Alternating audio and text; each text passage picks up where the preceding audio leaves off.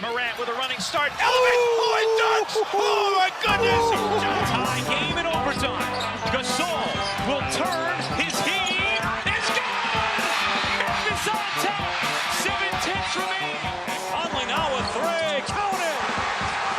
A 15-point lead for Memphis. And Blake Griffin gets into it on the floor with Randolph. Hard to tell if there are any punches being thrown under there, but Griffin took acceptance. Adams going long. Morant! He hit it! Jamorant! Insanity! You gotta be kidding me. Welcome to Grits and Grinds, a Memphis Grizzlies podcast. My name is Keith Parrish. We are 1 week away from the NBA draft. So on today's episode, I'm going to go over the latest news and rumors involving the Grizzlies. Plus, we have some Summer League updates. There's also a few other things to get into. Plus, the first big contract of the NBA offseason was handed out. So we got a few things to get into. Before we do it, though, just a reminder about Underdog Fantasy. Right now, it's a great time to sign up for Underdog because if you use my promo code FBBF, they will match your opening deposit up to $250. They will also give you a free bonus pick. So if you want to play fantasy sports for cash, you want to pick highers or lowers, you can do it all at Underdog Fantasy. Remember that promo code FBBF. All right. I guess we will start with maybe some rumors involving the Grizzlies. Let's be honest, a lot of this stuff is not hard news. We're in the conjecture phase of the offseason. Of course, every team has their priorities. Every team's fan bases have their ideas about what the teams should be doing. For the Grizzlies, of course, very focused on improving the front court, finding a big man. But then also, you just have a lot of options, ways you want to build around Ja and Jaren and Desmond Bane going into next season. One of the most interesting little rumors I saw, maybe it's not that interesting as far as a league-wide basis, but Matt Moore from the Action Network reported that the Grizzlies are expected to try and find, or are expected to try and add multiple centers to the roster this season. I mean, that could be, yes, with the 9th pick or even the 39th pick. That could be someone they take in the draft. It could also be a free agent they add, or it could be a trade. Now, he did mention a specific name as far as a trade target for the Grizzlies, and he said Day'ron Sharpe from the Nets. That's right, I'm leading the show with a Day'ron Sharpe rumor. The idea being the Grizzlies would trade one of their bench wings, that is like Zaire Williams or Santi Aldama, maybe Jake LaRavia, and then like a second-round pick for Day'ron Sharpe. I mean, it makes sense theoretically, possibly, for both teams, just because maybe the Nets want to have a look at a wing. The Grizzlies, of course, have this hole in the front court. Is Day'ron Sharpe the answer to your front court prayers? I don't know. I am not a Day'ron Sharpe expert. I feel like I can give informed opinions about a large number of NBA players. Day'ron Sharpe, not one of those. He's a guy who's played, 10 to 15 minutes a game off the bench for the Nets the last few seasons. He has not caught my eye over the past couple of seasons. I mean, a guy playing, 15 minutes a game off the bench for a 50-loss team, I don't know if that's going to be your answer. The positives for Sharpe, you look at his per-minute production, pretty solid. He has some really good rebounding stats, some really good block shot stats when you go to block shot percentage and rebounding percentage. But also, I circle back to, again, as an admitted non-expert on this guy, I circle back to the fact that he wasn't playing that many minutes on teams that weren't that good. Also, he's going into the 4th year of his rookie deal. He's still very, very young. That's something positive. He will be playing his age 23 season in 2024-2025, which makes him the same age as some draft prospects like Dalton Connect and Deron Holmes. But that means the Grizzlies will have to make a decision about whether to re-sign him or not. So I don't know if that's a sourced report about potential interest in Day'ron Sharpe, but that maybe could be just someone to fill out that front court rotation for the Grizzlies. Like, Sharpe had not been high on my list of guys that I'd been targeting. Perhaps that's an oversight by me. Like I said, He's never really caught my eye. There are also a lot of other bigs, maybe similar to Sharpe, guys on their rookie deals, guys making close to the minimum, guys who haven't really broken through. Across the league, there's a bunch of these guys, and so maybe it's my fault for not highlighting them. Some other guys, like I haven't mentioned, that could fit that mold. It's like a guy like Jackson Hayes, who I believe has a player option. Maybe he opts to leave the Lakers. You could also think about guys like Jericho Sims on the Knicks. James Wiseman maybe fits into this category. Guy I'm not that into. James Wiseman, free agent. Of course, he's a bigger name because of his high draft profile. But that could be the kind of guy. I mean, we keep mentioning modest free agent targets like Andre Drummond, Jalen Smith, Gogo Batadze, possibly trading for someone like Day'ron Sharpe, who's on the last year of his rookie deal.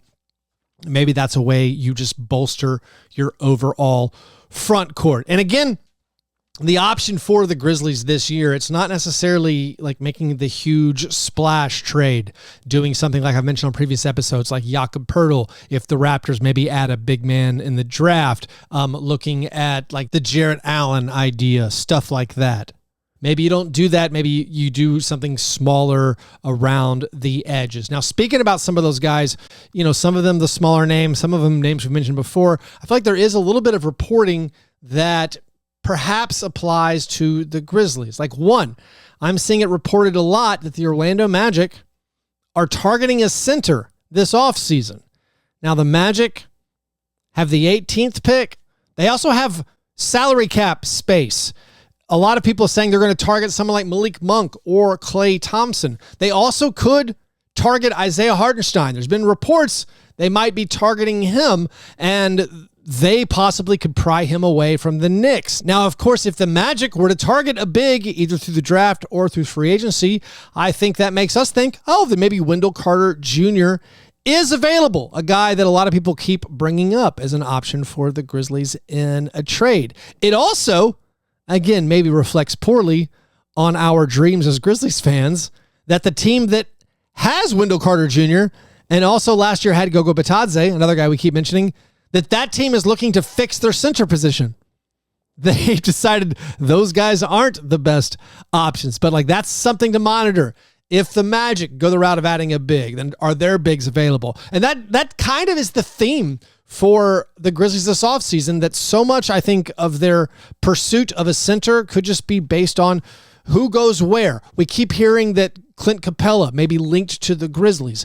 I think maybe that's the Hawks letting the Grizzlies know that Clint Capella is available. Maybe it's the Grizzlies reaching out and saying, all right, if you're going to draft a big, even if you end up with Risache, maybe regardless, they're trying to move on from Capella. So you keep seeing the Grizzlies linked to some conversations for Capella. You keep seeing this constant drumbeat of the Grizzlies wanting to trade up for donovanclingan.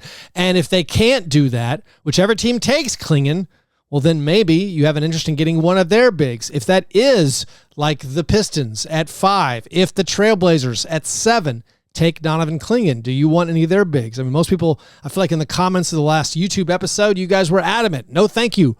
Trying to see if Robert Williams can stay healthy.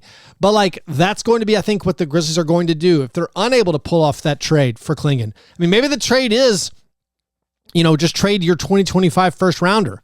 If Clingan falls to 5 or falls to 7, would you offer the Trailblazers at 7 your 2025 first rounder, maybe top 4 protected, to move up and take donovanclingan? If it's to be believed, all these reports of the Grizzlies wanting to go get him, that trade maybe makes sense for the Trailblazers. They already have DeAndre Ayton and Duop Reith. Maybe they would do it. Again, if the Hornets take Clingan at 6 and they have Mark Williams and Nick Richards, another one of those maybe not as good younger centers, sort of akin to Day'ron Sharpe that you could trade for depending how the draft breaks.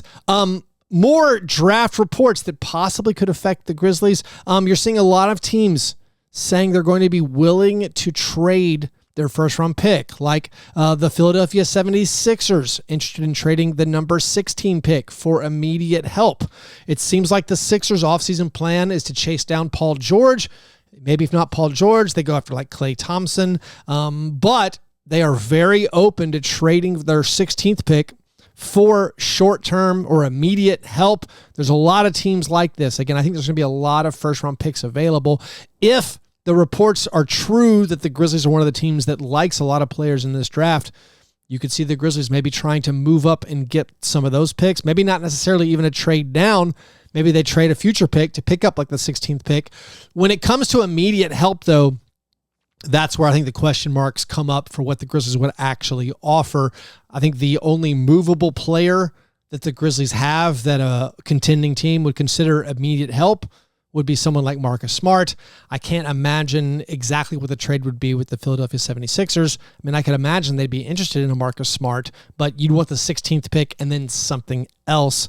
I don't know exactly what that would be. Now, as far as another team in the first round that has made it known they're willing to trade their first round pick for immediate help, that's the Suns. And the Suns have a player that would actually fit well on the Grizzlies that I haven't mentioned, I don't think, maybe more than once. And that's Yusef Nurkic, okay? The Suns had the 22nd pick this year, and they keep making it known through the reporters, through leaks, that they are willing to trade their number 22 pick, their 2031 first rounder, and Nurkic to bring in immediate help to this team. Now, I do think Nurkic fits on the Grizzlies. Downside of Nurkic, not a good finisher, has extreme health concerns. Last year, one of his healthiest seasons. But last year, he played well. Nurkic's positives would fit great in the front court with the Grizzlies. He's a very strong rebounder. He's a big body. He's a useful passer. He's also the kind of guy that you could start and he's not going to throw a fit if he doesn't close games. That seems like a perfect fit, honestly, on the Grizzlies, outside of maybe the health concerns. But getting him from the Suns, this is not necessarily a salary dump for the Suns. It looks like the Suns are prepared to go well into the second apron. They're trying to get back immediate help. I also have difficulty envisioning a trade where you would send a Marcus Smart for Nurkic. Even to match the salary, you'd have to probably take back Nasir Little. I don't know if that makes the Grizzlies immediately better. Marcus Smart, a way better player in a vacuum than Yusef Nurkic. But I think theoretically, if the Suns offered you the 22nd pick in this year's draft and the 2031 first-round pick that they have available to trade, 2 first-rounders, even if one is the 22nd pick, 2 first-rounders and Nurkic to get Marcus Smart, I think it's an even trade, and it, of course, fills an exact need for the Grizzlies. And in that situation, you could use the 9th and 22nd picks in this year's draft. Maybe at 9, you get someone like Connect, or you get Cody Williams or Ron Holland, and then at 22, you can pick up one of those bigs. Maybe Khalil Ware drops. Maybe it's Yves Missy. Maybe it's Filipowski. Whoever it is at 22, that could be an option there. Maybe Day'ron Holmes. That could be, again, a theoretically interesting thing. No one's reporting this, that Marcus Smart is even available. This is just, again, me continuing to go back to my analysis of the fact that his skill set a little bit overlapped on the Grizzlies, and he remains the most movable player who has immediate value, I think, to other teams. You're not trading Ja, Jaren, and Desmond. I don't think Brandon Clark's going to be on the move right now. Probably holds more value to you than anybody else. If he's healthy, that's a great pairing in the front court. You're already so thin in the front court. You're not looking to move that guy anyways. And then the young guys, I think Vince Williams Jr. and G.G. Jackson, you highly value them. And I don't think you're ready to move on from those guys to bring in help. Now, again, Nurkic fits in the category of a player who's not that sexy necessarily, but whose skill set fits great with the Grizzlies. Now, looking at some of the most recent mock drafts, I think these are always maybe fun to go over to see what people are saying league-wide about the Grizzlies. The latest one from ESPN, from Jonathan Givony, has the Grizzlies taking Cody Williams. This is one of the first times I've seen the Grizzlies linked to taking Cody Williams. Cody was in Memphis over the weekend working out for the Grizzlies. I'd be fine with that option. Honestly, I'll probably talk myself into whoever the Grizzlies take if they keep that pick. But as a wing and a shooter and someone who's decent in the pick and roll, to my understanding, Seems like a good fit, especially with his size. One reason maybe Gavoni has the Grizzlies taking Cody Williams is Dalton Knecht is off the board. I keep seeing lots of people mock Dalton Knecht to the Grizzlies at 9.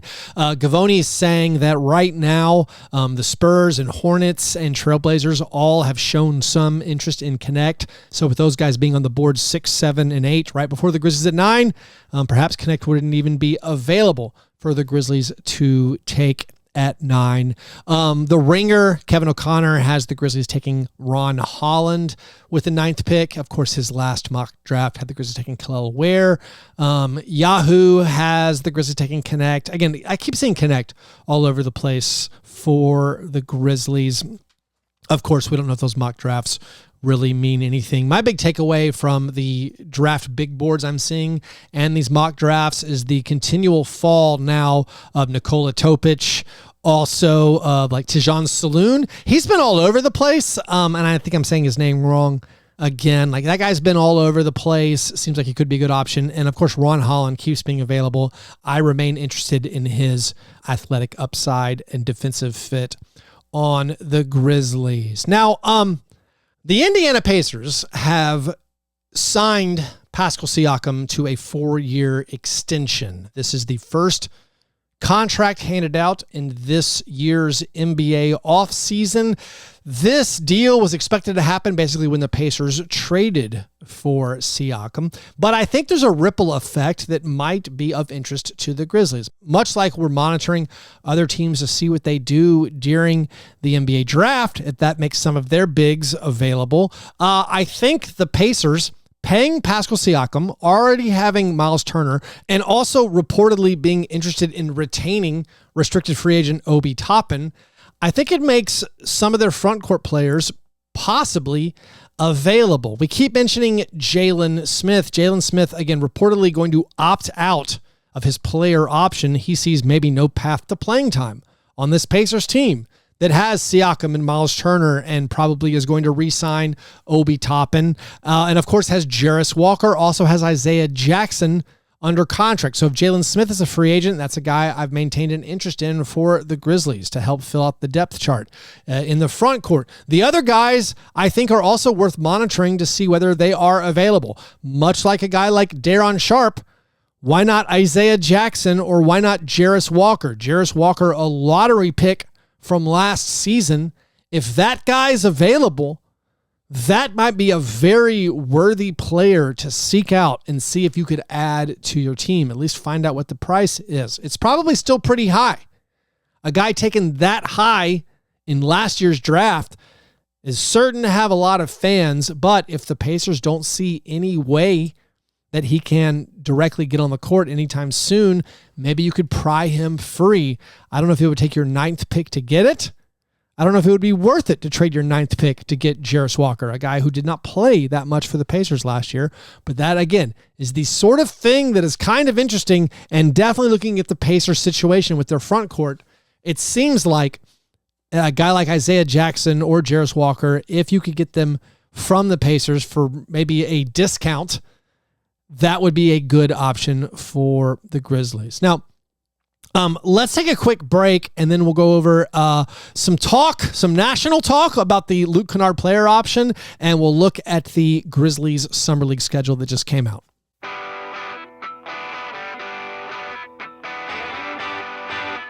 All right, I'm going to hit a few more things kind of rapid fire to wrap up this show. I guess I could point out that Xavier Tillman won the NBA championship on the Boston Celtics. Congratulations to Xavier Tillman. He posted on Instagram that I guess he FaceTimed Jaren Jackson Jr. after the final game. So there's a picture of like Tillman wearing his Boston Celtics NBA championship hat, and Jaren is comically covering his face as if he's groaning that Tillman got a ring. But that's pretty cool for Xavier Tillman. I was happy to see that guy get that success and win a title on the Celtics. I guess also maybe Lamar Stevens gets a ring because he played on the Celtics, but who knows? I'm not totally sure how that all works. The Utah Summer League schedule dropped. The Grizzlies play their first Summer League game less than 3 weeks from today. They play on Monday, July 8th at 8 p.m. Central against the Jazz. They play on Tuesday, the 9th, 6 p.m. Central against the 76ers, and then Wednesday, the 10th against the Thunder at 6 p.m. Then, of course, the Vegas Summer League starts on Friday, July 12th. That schedule has not come out yet. As far as players we can expect to see at Summer League, of course, whoever they take in the draft, whether it's the 9th pick or the 39th pick or maybe the 57th pick or whatever they end up picking, you would assume whatever players they take in the draft are going to be there. Then I think we're planning to see Gigi Jackson. I would say probably Jake LaRavia. I expect to see Scottie Pippen Jr. there, maybe Trey Jemison. I wonder if Tariq Bavaric will come over again. They took him in the second round last year and he played Summer League last year. Beyond that, who knows? But if all those players do play, maybe they bring back Deke Giroux, Timmy Allen, Matt Hurt, some of the hustle guys who got on the roster briefly last season. But if Scottie Pippen Jr., Gigi Jackson, Jake LaRavia, and Trey Jemison all play, and then you add Ron Holland or Dalton Connect to that Summer League team, they could be crushing people. That could be an incredible Summer League team. But that'll be fun to watch. Now, of course, the draft is June 26th. Summer League starts on July 8th. NBA free agency begins on June 30th. An important day before that is June 29th. That is the deadline day for the Luke Kennard player option. Now, if you've been listening to Grits and Grinds, I have basically come to the conclusion that I assume the Grizzlies are going to decline that option. I was listening to Dunked On, where Nate Duncan said the following sentence. He said, "It's impossible for me to imagine they're going to pick up his team option." Now, the reason he said that, and the reason my analysis has been the Grizzlies are probably going to decline that team option, is because if you don't pick up that team option, it gives you a lot more flexibility about what you can do this summer. It gets you far away from the first apron. It frees up your mid-level exception to use. It gives you some wiggle room when it comes to trades. It gives you some wiggle room when it comes to potentially using the Steven Adams traded player exception. Also, Luke Kennard has had these health concerns. You can't really depend on him. Also, he's basically your fifth guard. I'm considering Ja, Desmond, Marcus, and Vince Williams Jr. as four guards I'd rather play over Luke Kennard. Also, if you decline his option, you could, using that MLE, sign a better player potentially for less. So for all those reasons, I think they're going to decline that player option. This is repeating myself, but that is also why Nate Duncan said he can't imagine they would pick up that option. They could bring back Luke Kennard for less. Also, if they do pick up the player option, the scenario where I think most of us or many of us feel like they would pick up the player option is if you do get a trade worked out. If on draft night you can trade Luke Kennard's contract as part of a package to bring back like Clint Capella or something, in that situation, maybe the Hawks would value having that expiring salary. In that situation, you pick up the team option and you include him as part of a trade. Now, if you don't pick up that option, or if you don't sign him to a longer-term, cheaper deal, the guys on Dunked On, their analysis of the Grizzlies for this offseason, which I thought was interesting, just because it's interesting to hear a national perspective, someone who doesn't follow the team day by day, every single day. A lot of times they have good big picture ideas, and they were pointing out what they would do this year: decline that Luke Kennard team option, and then with your MLE, just signed the best wing possible. Not the best big possible. They said, get a big for the minimum or trade for a cheap big, maybe like a Day'ron Sharpe or something. But get a cheap big and then spend as much of your MLE as you can, bringing back a guy like Najee Marshall or Cody Martin or Kelly Oubre or Buddy Hield. Some of these names I mentioned before, their thinking was, first of all, you can never have too many of those guys. Second of all, sign a guy in his 20s to a 4-year deal where eventually you could move off that deal if you wanted to. Also, they like Marcus Smart, maybe not starting at the 3. They also, big picture-wise, look at the Grizzlies team and say, starting Ja, Desmond, and Marcus Smart, that's not ideal. Let's move Marcus to the bench. Let's get a real small forward in there. And we talk a lot about maybe G.G. Jackson having that role or Vince Williams Jr. having that role. I'm super comfortable with Vince Williams Jr. having that role. But to those guys, they're thinking, hey, sign a good player who can come in and play that role, who makes less than Luke Kennard. Let's say you sign one of those guys like Najee Marshall or Haywood Highsmith or Caleb Martin. Let's say you get one of those guys with your full MLE. All right, that's your 13th player. Your 9th pick is your 14th player. Again, you're bringing back 12 guys from last year if you let Luke Kennard go. If you keep your top 10 pick, that could be your 13th player. If you sign somebody with your full MLE, that's your 14th player. Then get a free agent big on the minimum. That's your 15th player. And they also were saying, like, they could just be patient. Do that. And then at the trade deadline this year, then you can make your move. Like, draft a guy, sign somebody with your MLE, and then see how this team looks with Marcus Smart playing alongside Jamorant, Jaren Jackson Jr., and Desmond Bane, and then make a big decision about the future at the trade deadline, as opposed to doing something on draft night. I thought it was an interesting perspective, and thus I would pass it along to you. And finally, might as well mention it, ESPN came out with their power rankings for next season. They dropped these right after the NBA Finals. Notably, the Grizzlies were pretty low in the power rankings. The Grizzlies came in 19th in these way too soon power rankings. You know me. I don't get mad about power rankings. Also, I understand power rankings are purely for entertainment. Of course, they mean nothing. But right now, the Grizzlies don't have a center. So, I'm not bothered at all by the Grizzlies being 19th in the power rankings. They weren't done by tiers. I assume the Grizzlies are in a close tier with all the other teams that were around them, like the Kings and the Warriors and the Suns. Maybe the Suns are clearly better. I actually think right now the Suns, despite their issues going forward, next season, the Suns could be better, / most people are going to expect them to be better than the Grizzlies. So, again, I'm not super worked up that the Grizzlies came in this low. I think there's a lot of obvious teams that are better than the Grizzlies. Without a center, the Grizzlies are not better than the Celtics, Nuggets, Mavericks, Thunder, Timberwolves, or Bucks. What about the Knicks or the Pacers or the 76ers or, the Clippers?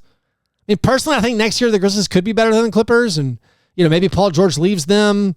So, the Grizzlies could be better than the Clippers next year. But also, I'm not mad that in June, a publication is saying that the Grizzlies are lower than the Clippers. It's not problematic. Also, I think based on the season the Grizzlies had, and you look at the season some of these other teams had, it makes sense that the Cavaliers or the Magic, the Pelicans are ranked ahead of them. The Pelicans won 49 games last year. The Pacers, again, made it to the conference finals. So I'm not super worked up about it. I think once the Grizzlies get to center, then we will move up in those power rankings. But as of now, the Grizzlies have a lot to prove. You got a lot to prove. You got to see a healthy Jaren and Ja and Desmond all playing at the same time. Also, I think it's fair to have concerns about the Grizzlies overall and their health issues as a team. Look at the games played per season for Ja Morant, Desmond Bane, and Jaren Jackson Jr., and, oh, by the way, Marcus Smart. It's not ideal. And then you consider the front court where it's we need Brandon Clark to play coming off that Achilles injury. So not ideal, but the future, of course, is bright. I'm going to be very optimistic about this team. I would expect the Grizzlies to have a better season than a lot of these teams that are listed ahead of them. However, as far as power rankings go for the end of June or the middle of June, yeah, it's cool. We don't have a center. We will fix it. All right. I think that's everything for today. Again, not a lot of concrete information, but there are, of course, so many ways the Grizzlies can go, and it's fun for me at least to think about what those ways might be. Anyways, again, NBA draft 1 week from today. I'm extremely excited about it. I'll keep giving you some draft content in the coming days, so make sure you subscribe and don't miss out on that. Anyways, if you want to support my show, do that at patreon.com/fastbreakbreakfast. If you join over there, you get one bonus episode a month at minimum. Also, you can join the Slack channel. We have a Grits and Grinds Slack channel where I talk about the Grizzlies around the clock with other listeners. Anyways, if you want to join there, patreon.com/fastbreakbreakfast. All right. Hope you guys have a great day. I'll talk to you soon. Go Grizz.